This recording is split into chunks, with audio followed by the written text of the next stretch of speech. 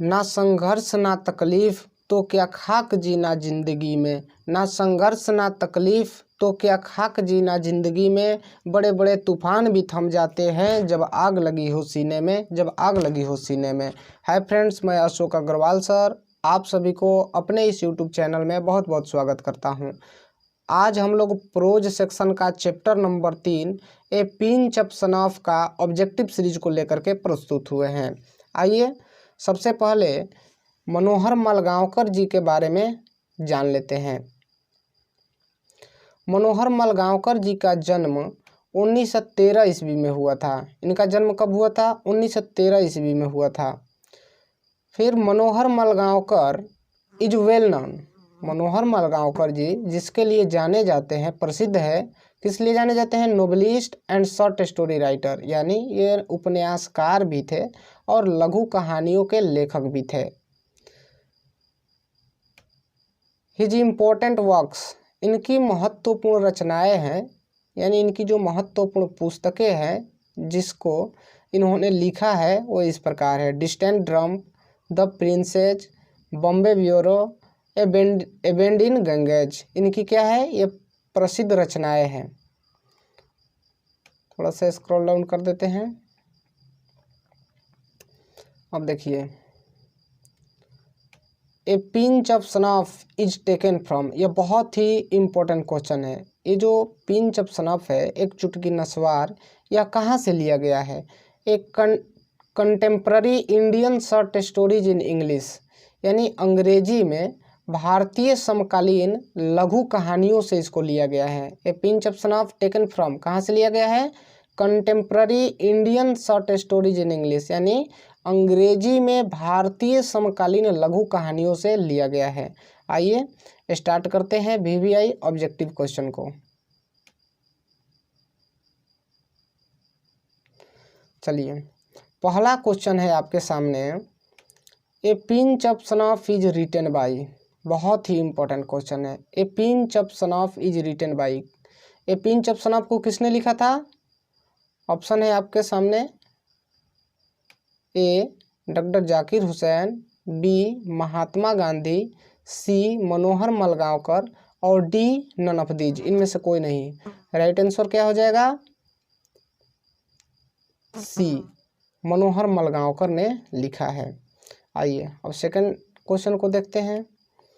Ratiram was a son of खाली स्थान। Ratiram was a son of खाली स्थान।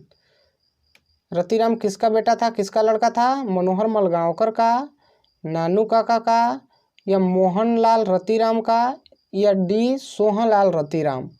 किसका लड़का था? डी सोहनलाल रतिराम। चलिए 3 नंबर देखते हैं। खाली स्थान is a humorous story. Humorous का अर्थ होता है बच्चों हास्यजनक, जिसमें हंसी का प्रयोग किया गया हो। यानी कौन सी स्टोरी में हंसी का प्रयोग किया गया है? A Bharat is my home, B pinch of snuff, C a child is born, D none of these. Right answer क्या हो जाएगा? क्या होगा right answer? B a pinch of snuff. इसमें हंसी का प्रयोग किया गया है और बुद्धि का भी प्रयोग किया गया है। आइए 4 नंबर देखते हैं। Who went to the minister in Jodhpur court, यानी मिनिस्टर से मिलने के लिए जोधपुर कोर्ट में कौन गया था? कौन गया था? A Manohar मलगांवकर, B Nanu Kaka, C doctor Zakir Hussain, D सिग्गा नॉय। कौन गए थे बच्चों? राइट आंसर क्या हो जाएगा? ए मनोहर मलगांवकर, यानी लेखक गए हुए थे। साथ में नानू काका भी गए थे, लेकिन जोधपुर कोर्ट में पूछ रहा है कि जोधपुर कोर्ट में कौन गया था, तो जोधपुर कोर्ट को किसने कौन पहना था? A Manohar Malgonkar. So A is right answer. चलिए 5 नंबर क्वेश्चन देखते हैं। Nanu Kaka took out his cheque book and write a cheque for. Nanu Kaka ने अपने चेक बुक में कितने रुपए का चेक काटा? ए 2000, बी 3000, सी 1000, डी 5000। राइट आंसर क्या हो जाएगा? ए 1000 यानी 1000 रुपये का वो चेक काटे थे। आइए 6 नंबर देखते हैं। Nanu Kaka is a linguistic emergency always to his Khalistan, यानी कहने का अर्थ है कि नानू काका जब भी भाषाई आपातकाल में होते हैं तो कौन सी भाषा का प्रयोग करते थे वो? हिंदी भाषा का, बी मदर टंग का, सी इंग्लिश भाषा का, डी उर्दू भाषा का। कौन सी भाषा का प्रयोग करते थे? राइट आंसर क्या हो जाएगा? बी, यानी नानू काका जब भी भाषाई आपातकाल में होते हैं तो हमेशा अपने मदर टंग का प्रयोग करते थे, मातृभाषा का प्रयोग करते थे। आइए 7 नंबर देखते हैं। Nanu Kaka was coming from Delhi to see some, Nanu Kaka Delhi से किससे मिलने के लिए आए थे? ए डॉक्टर से, बी फ्रेंड से, सी मंत्री से, डी गवर्नर से। किससे मिलने के लिए आए हुए थे? राइट आंसर क्या हो जाएगा बताइए? किससे मिलने के लिए आए हुए थे? सी मंत्री से मिलने के लिए आए हुए थे। नानू का किससे मिलने के लिए आए हुए थे? मंत्री से। C is right answer. आइए अब 8 नंबर देखते हैं। Nanu Kaka manage to travel in second class on a ticket of, यानी नानू काका सेकेंड क्लास के श्रेणी में यात्रा किए, यानी गाड़ी के द्वितीय श्रेणी के डिब्बे में नानू काका यात्रा किए, लेकिन उसके पास टिकट कौन सा क्लास का था? ए थर्ड क्लास का, बी फर्स्ट क्लास का, सी जनरल क्लास का और डी स्लीपर क्लास का। कौन होगा सही बाबू? राइट आंसर कौन सही होगा? ए थर्ड क्लास का, यानी नानू काका के पास टिकट था थर्ड क्लास का, लेकिन वो यात्रा किए सेकंड क्लास में। क्यों? क्योंकि गाड़ी में भीड़ थी। अब देखिए 9 नंबर। Nanu Kaka went to the Khalistan auto dealers, यानी नानू काका जिस ऑटो डीलर्स के पास कार खरीदने के लिए गए हुए थे उस ऑटो डीलर्स का क्या नाम था? A Sikka auto dealers, B Sita auto dealers, C Alankar auto dealers और D none of these. Right answer क्या हो जाएगा? ये तो सब बता देगा। ए सिक्का ऑटो डीलर्स। चलिए A is right answer. Nanu Kaka went to the Khalistan auto dealers, यानी नानू काका जिस ऑटो डीलर्स के पास कार खरीदने के लिए गए हुए थे उस ऑटो डीलर्स का क्या नाम था? A Sikka auto dealers, B Sita auto dealers, C Alankar auto dealers और D none of these. Right answer क्या हो जाएगा? ये तो सब बता देगा। ए सिक्का ऑटो डीलर्स। चलिए ए इज राइट आंसर। अब 10 नंबर देखते हैं। हुज अनाउंसमेंट सुख मनोहर मलगांवकर। 10 नंबर देखते हैं।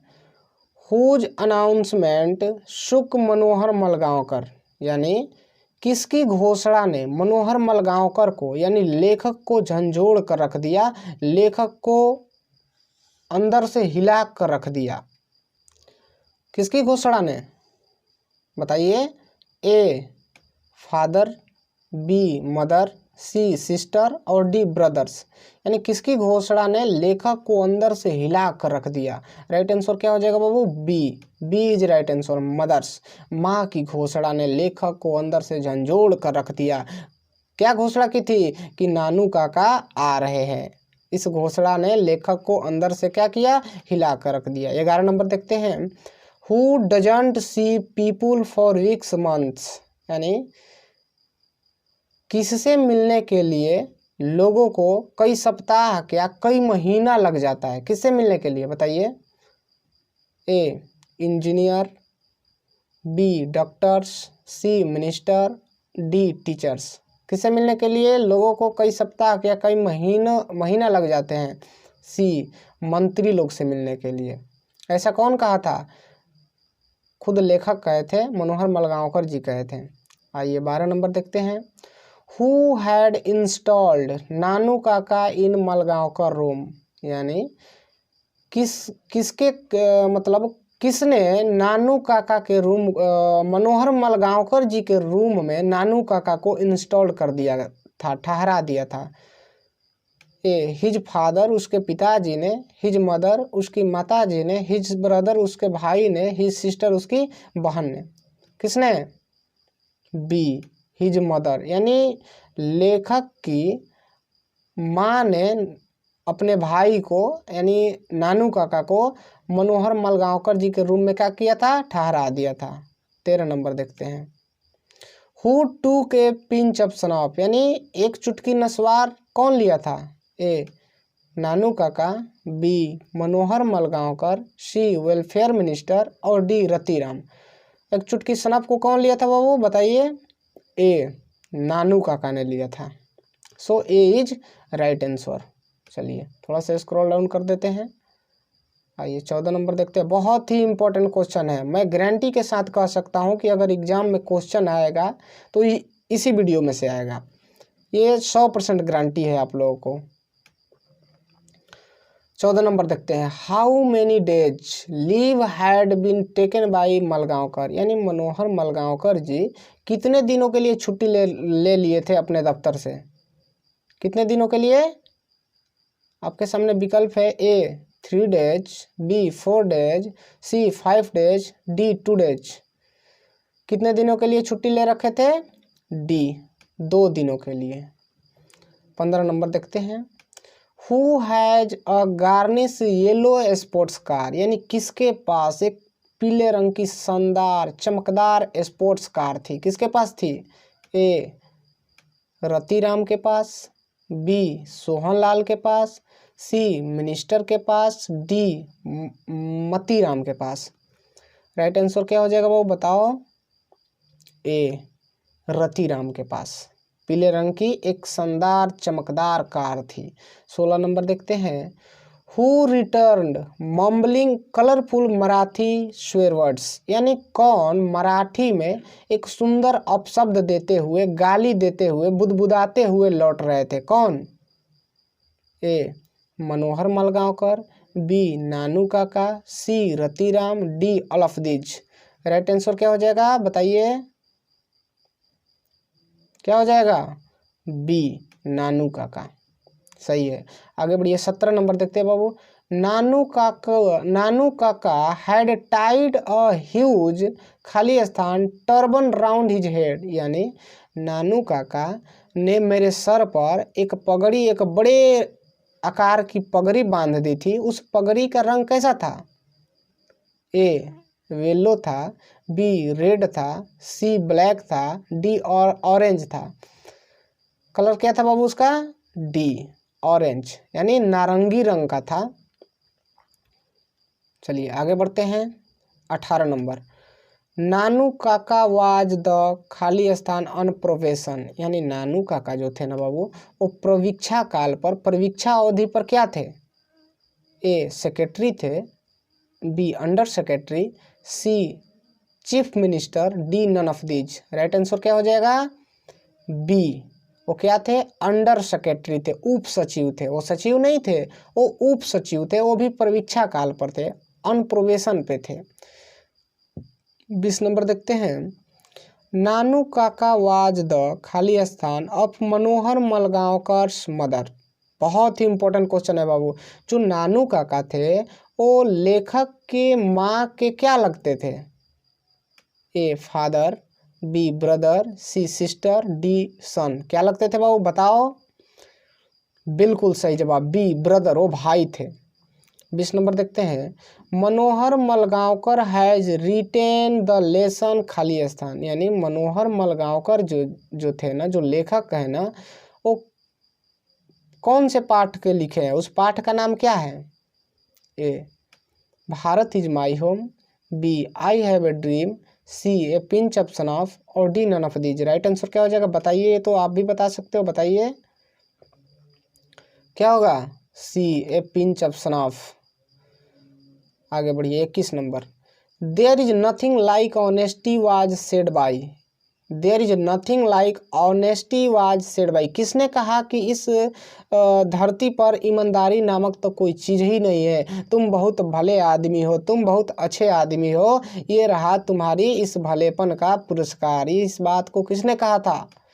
सोहनलाल, बी नानू काका, सी HB अली यानी हजरत Barkat Ali, D welfare minister. किसने कहा था? राइट आंसर क्या हो जाएगा? नानू काका ने कहा था, बी इज राइट आंसर, यानी धोबी को कहा था। आइए 22 नंबर देखते हैं। खाली स्थान who was coming to visit narrator's family, यानी नरेटर फैमिली से विजिट करने के लिए कौन आए थे? A Nanu Kaka, B Ratiram, C welfare minister, D Sohanlal. कौन आए थे बाबू? राइट आंसर क्या हो जाएगा? ए नानू काका आए थे। So A is right answer. 23 नंबर देखते हैं। Nanu Kaka was to stay for fill in the blanks, यानी नानू काका कितने दिन रहने के लिए आए हुए थे? कितने दिनों के लिए? ए 5 और 4 डेज, यानी 5 या 4 दिन, बी 3 डेज, सी 2 और 3 डेज, डी 5 डेज। कितने दिनों के लिए आए हुए थे? 2 या 3 दिनों के लिए आए हुए थे। C is right answer. Okay, अब देखते हैं 24। Fill in the blanks is the main character of the story a pinch of snuff. A pinch of snuff जो स्टोरी है, इसका मेन कैरेक्टर कौन है? ए मनोहर मलगांवकर, बी नानू काका, सी मिनिस्टर, डी सोहनलाल रतिराम। कौन है वो? बी नानू काका। ये नहीं, ये कहानी जो है ना नानू काका के इर्द गिर्द मूव करती है। सो नानू काका इस कहानी का मेन कैरेक्टर है। 25 नंबर देखते हैं।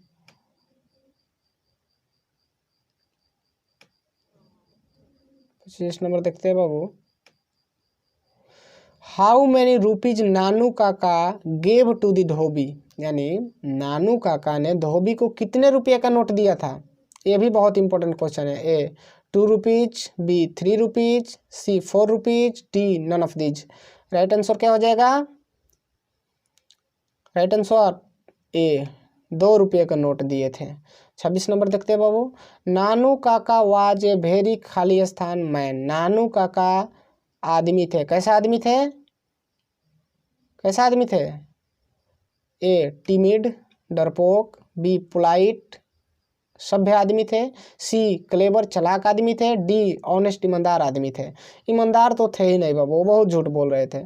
तो सी इज राइट आंसर होगा। क्लेवर मैन, बहुत चालाक आदमी थे वो।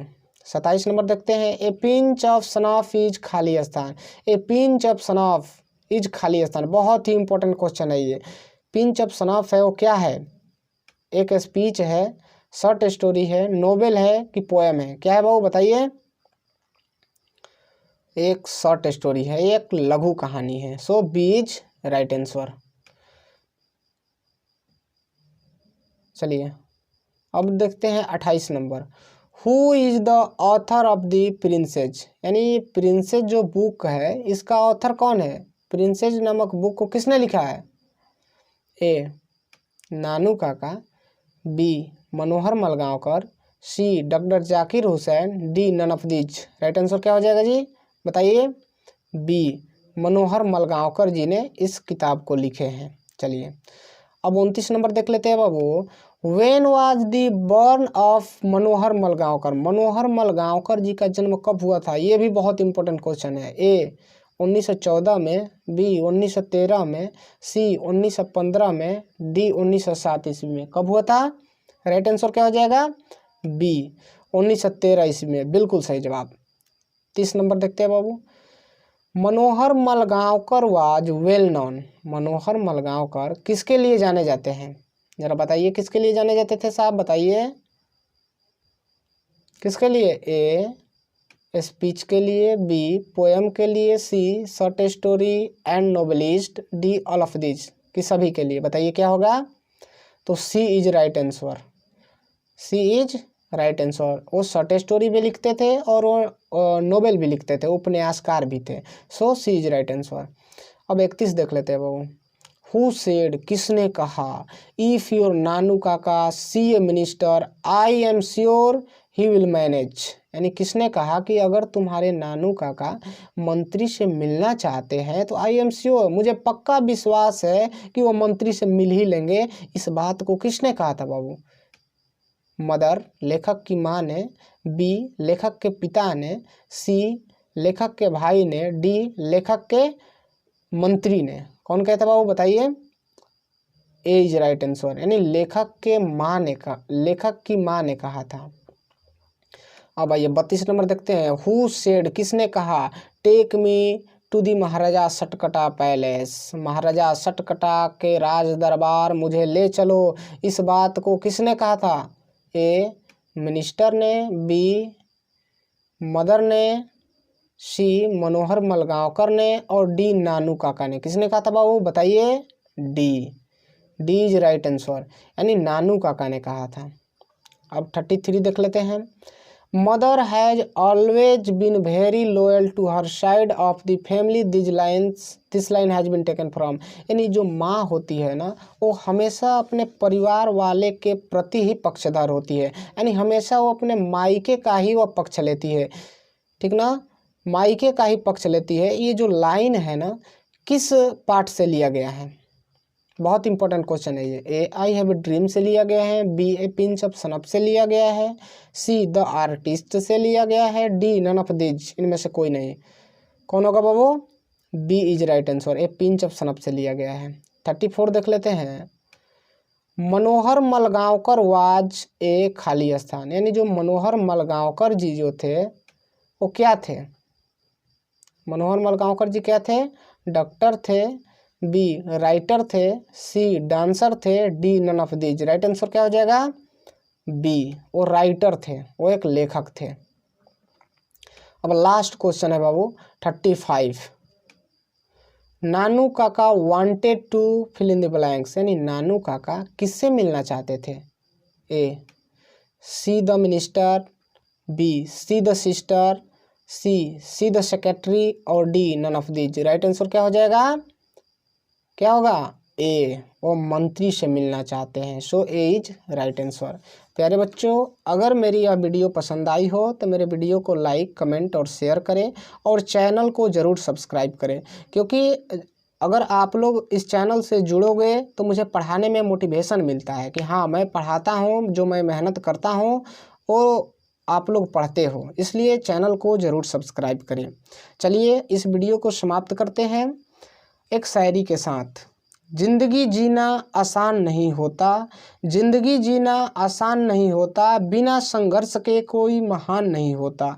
जब तक न पड़े हथौड़े की चोट, जब तक न पड़े हथौड़े की चोट, पत्थर भी भगवान नहीं होता, पत्थर भी भगवान नहीं होता। प्यारे दोस्तों, इसी के साथ अब मैं अपनी वीडियो को समाप्त करता हूँ। जय हिंद, जय भारत।